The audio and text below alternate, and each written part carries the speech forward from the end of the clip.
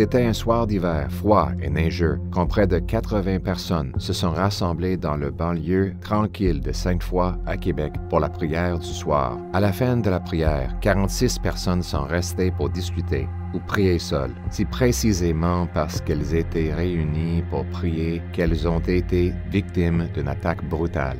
Dehors, Alexandre Bissonnette, une monstre, a sorti une arme à feu et a commencé son horrible carnage, tuant 6 musulmans et en blessant 5 autres. Il a montré aucun remords, tirant à nouveau sur ses 2 premières victimes alors qu'elles saignaient sur le trottoir. Un lieu de culte magnifique et paisible s'est transformé en une monstrueuse scène de crime couverte de 48 douilles en seulement 2 minutes de violence. Bissonnette a été condamné à la prison à vie sans possibilité de libération conditionnelle avant 40 ans. Un an plus tard, cette peine a été réduite, ce qui lui permet de demander sa libération après seulement 25 ans. Il a tué 6 personnes et il peut chercher la liberté après 25 ans.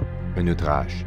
Et il n'est pas seul. Justin Bourque a été reconnu coupable de meurtre au premier degré pour sa fusillade monstrueuse et condamné à la prison à vie sans possibilité de libération conditionnelle avant 75 ans. Mais il y a 2 ans, son admissibilité à la libération conditionnelle a été réduite à seulement 25 ans, lui donnant la possibilité de retrouver la liberté juste avant son 50e anniversaire.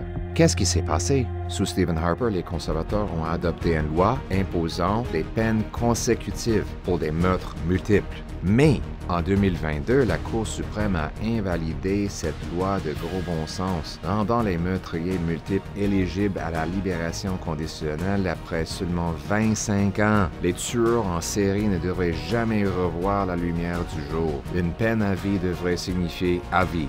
Point final. Mais les libéraux de Carney Trudeau ont accepté cette terrible décision de faire passer les criminels avant les victimes et n'ont ni défendu la loi, ni proposé de solution. On doit rétablir les peines consécutives pour que les meurtriers impitoyables assument pleinement les conséquences de leurs actes. C'est le gros bon sens. Les conservateurs estiment qu'une peine doit être proportionnelle au crime. Si vous tuez plusieurs personnes, vous devriez passer le reste de votre vie derrière les barreaux. Je vais enfermer les meurtriers de masse à vie. Je vais protéger les droits de la Charte des Canadiens à la vie, à la liberté et à la sécurité. Je vais renverser cette terrible décision en utilisant l'article 33 de la Charte canadienne des droits et libertés pour invoquer la clause dérogatoire. Je vais garantir que les pires meurtriers restent en prison à vie pour que les Canadiens soient en sécurité. On va ramener la sécurité pour tous et on va rétablir la promesse du Canada faite aux citoyens respectueux des lois. Un pays où travailler fort mène à une belle vie,